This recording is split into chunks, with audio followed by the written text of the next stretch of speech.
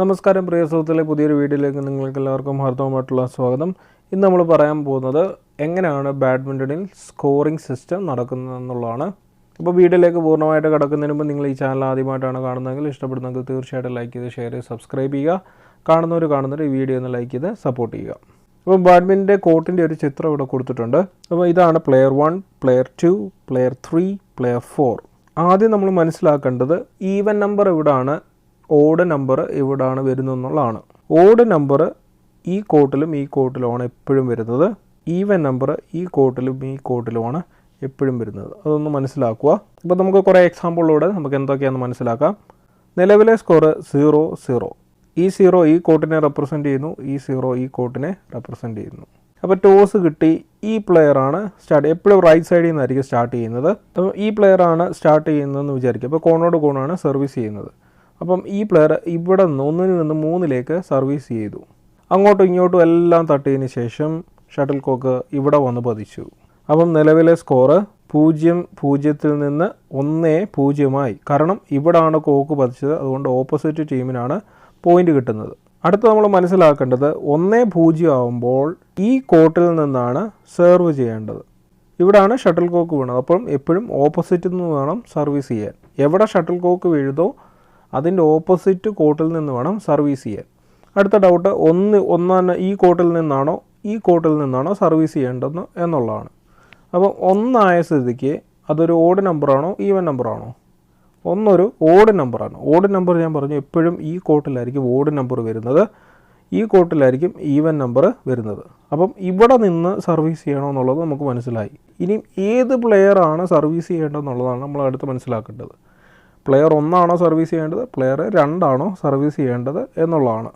അപ്പം അത് മനസ്സിലാക്കാൻ ഇതിന് മുമ്പിലത്തെ സ്കോർ നമ്മൾ എടുക്കേണ്ടതാണ്. മുമ്പിലത്തെ സ്കോർ 0-0 ആയിരുന്നപ്പോൾ 1 3 സർവീസ് ചെയ്തത്. അപ്പോൾ 1 3 സർവീസ് ചെയ്തപ്പോൾ ഈ കോർട്ടിൽ നിന്ന് തന്നെയാണ് സർവീസ് ചെയ്തത്. അതുകൊണ്ട് പോയിന്റ് കിട്ടിയതും ഇവിടെ തന്നെയാണ്, ഈ കോർട്ടിൽ തന്നെയാണ് പോയിന്റ് കിട്ടിയത്. അപ്പം ഈ 1 എന്ന് പറയുന്ന പ്ലെയർ ഈ കോർട്ടിലേക്ക് വരും.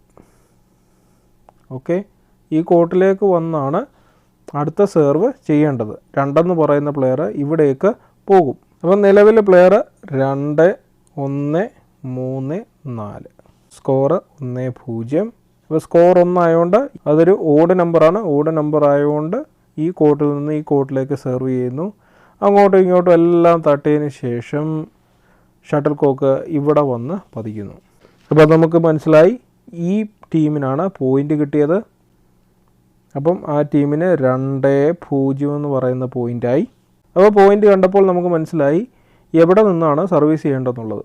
ഈവൻ കോർട്ടിൽ നിന്നാണ് സർവീസ് ചെയ്യുന്നത്. അപ്പോൾ 2 എന്ന് പറയുന്നത് ഭാഗം ഈവൻ കോർട്ട് ഇതാണ്. ഈവൻ കോർട്ടിൽ ഇവിടെ നിന്നാണ് സർവീസ് ചെയ്യേണ്ടത് മനസ്സിലായി. ഇനിയും പ്ലെയർ 1 ആണോ 2 ആണോ സർവീസ് ചെയ്യേണ്ടതെന്നുള്ളതാണ് അടുത്ത ചോദ്യം. അപ്പോൾ അത് മനസ്സിലാക്കാൻ ഞാൻ പറഞ്ഞു കഴിഞ്ഞു, മുമ്പിലത്തെ സ്കോറ് നമ്മൾ എടുക്കേണ്ടതാണ് 1-0. ഇപ്പോഴത്തെ സ്കോറ് 2-0. അപ്പം ഇതിന് മുമ്പിലത്തെ സ്കോർ എന്ന് പറയുന്നത് 1-0 ആണ്. 1-0 ആയിരുന്നപ്പോൾ ആരാണ് സർവീസ് ചെയ്തത്? ആരുടെയിലായിരുന്നു ലാസ്റ്റ് സർവീസ്? ഈ പ്ലെയറുടെയിലായിരുന്നു ലാസ്റ്റ് സർവീസ്. അപ്പോൾ പോയിന്റ് കിട്ടിയത് ഈ ടീമിനാണ്. അതുകൊണ്ട് ഈ പ്ലെയർ തന്നെയാണ് കണ്ടിന്യൂ സെർവ് ചെയ്യുന്നത്. ഈ പ്ലെയർ ഇവിടേക്ക് വരും, സ്വിച്ച് ചെയ്തിട്ട് 2-0 അപ്പോൾ സ്വിച്ച് ചെയ്തിട്ട് ഈ പ്ലെയർ 1 ഇവിടെ വന്നിട്ട് ഇങ്ങോട്ട് സെർവ് ചെയ്യും.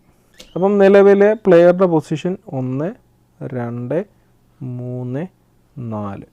നിലവിലെ പോയിന്റ് നില 2-0. ഇത് ഈവൻ കോർട്ടാണ്. ഈവൻ കോർട്ടായപ്പോൾ ഈവൻ കോർട്ടിലേക്ക് തന്നെ സെർവ് ചെയ്യുന്നു. അങ്ങോട്ടും ഇങ്ങോട്ടും എല്ലാം തട്ടിയതിന് ശേഷം ഷട്ടിൽ കോക്ക് ഇവിടെ വന്ന് പതിച്ചു. അപ്പോൾ നമുക്ക് മനസ്സിലായി ഈ കോർട്ടിലാണ് പോയിന്റ് കിട്ടുന്നത്. അപ്പം അവരുടെ പോയിന്റ് 2-1. എവിടെ നിന്നാണ് സർവീസ് ചെയ്യേണ്ടതെന്നുള്ളത് നമുക്ക് മനസ്സിലായി. 1 എന്ന് പറയുന്ന നമ്പർ വന്നപ്പോൾ ഈ കോർട്ടിൽ നിന്നാണ് സർവീസ് ചെയ്യേണ്ടതെന്ന് മനസ്സിലായി. ഇങ്ങോട്ടാണ് സർവീസ് ചെയ്യേണ്ടതെന്ന് മനസ്സിലായി. അടുത്ത ചോദ്യം പ്ലെയർ 3 ആണോ പ്ലെയർ 4 ആണോ സർവീസ് ചെയ്യേണ്ടത് എന്നുള്ളതാണ്. അപ്പോൾ ഞാൻ പറഞ്ഞു കഴിഞ്ഞാൽ ഇതിന് മുമ്പിലത്തെ സ്കോർ എടുക്കാം. 2-0 ആണ് മുമ്പിലത്തെ സ്കോർ. അപ്പോൾ ആരാണ് 2-0 നിന്നപ്പോൾ സർവീസ് ചെയ്തത്? ഈ പ്ലെയറാണ് സർവീസ് ചെയ്തത് 2-0 നിന്നപ്പോൾ. അപ്പോൾ നിലവിലെ സ്കോർ 2-1 ആണ്. അതുകൊണ്ട് 1 എന്ന് പറയുന്നത് ഇവിടാണ് വരുന്നത്. അപ്പോൾ ഇവിടെ കണ്ടിന്യൂ അല്ലാത്തതുകൊണ്ട്, അതായത് ഈ പ്ലെയർ മുമ്പ് സർവീസ് ചെയ്തതല്ലാത്തതുകൊണ്ട് ഈ പ്ലെയറാണ് സർവീസ് ചെയ്യുന്നത്. അപ്പോൾ അവിടെ സ്വിച്ചിങ്ങിൻ്റെ കാര്യം ഇല്ല. ഒരു കോർട്ടിൽ നിന്ന് അടുപ്പിച്ച് പോയിന്റ് കിട്ടുവാണെങ്കിൽ മാത്രമേ പ്ലെയർ അങ്ങോട്ടും ഇങ്ങോട്ടും സ്വിച്ച് ചെയ്യത്തുള്ളൂ. വീണ്ടും ഒരു എക്സാമ്പിളോടെ നോക്കാം. നിലവിലെ സ്കോർ 2-1. ഇവിടെ നിന്ന് ഇങ്ങോട്ട് സെർവ് ചെയ്യുന്നു. അങ്ങോട്ടും ഇങ്ങോട്ടും എല്ലാം ഷട്ടിൽ കോക്ക് അടിച്ചതിന് ശേഷം ഇവിടെ ഷട്ടിൽ കോക്ക് വന്ന് പതിക്കുന്നു. അപ്പോൾ ഒക്കെ ഒന്ന് മനസ്സിലായി, ഓപ്പോസിറ്റ് ടീമിനാണ് പോയിന്റ് കിട്ടുന്നത്. അപ്പം പോയിന്റ് നില 2-2. അപ്പോൾ നമുക്ക് മനസ്സിലായി ഏത് കോർട്ടിൽ നിന്നാണ് സർവീസ് ചെയ്യേണ്ടതെന്നുള്ളത്.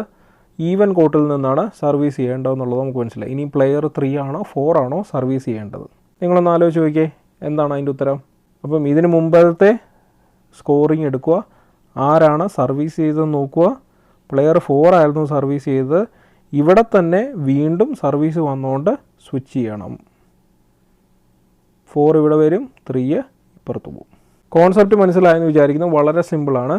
മനസ്സിലായിട്ടില്ലെങ്കിൽ കമൻറ്റ് ബോക്സിൽ വന്ന് ചോദിക്കുക. നമ്മുടെ ചാനലിൽ അനേകം വീഡിയോസ് ഗെയിംസും സ്പോർട്സുമായിട്ടൊക്കെ ഇട്ടിട്ടുണ്ട്. ബാഡ്മിൻ്റൺ ഗെയിമിനെ കുറിച്ചൊക്കെ വീഡിയോസ് ഇട്ടിട്ടുണ്ട്. തീർച്ചയായിട്ടും അതൊക്കെ നിങ്ങൾ കാണണം. ഇഷ്ടപ്പെട്ടെങ്കിൽ തീർച്ചയായിട്ടും ചാനലിൽ നിന്ന് സപ്പോർട്ട് ചെയ്യുക. ഇത്തരമുള്ള വീഡിയോയെക്കുറിച്ച് മറ്റൊരു വീഡിയോയുമായി നല്ല അറിവുമായി നിങ്ങളുടെ മുമ്പിൽ വരുന്നവരെ തൽക്കാലത്തേന് ഇവിടെ പറയുന്നു. Good bye.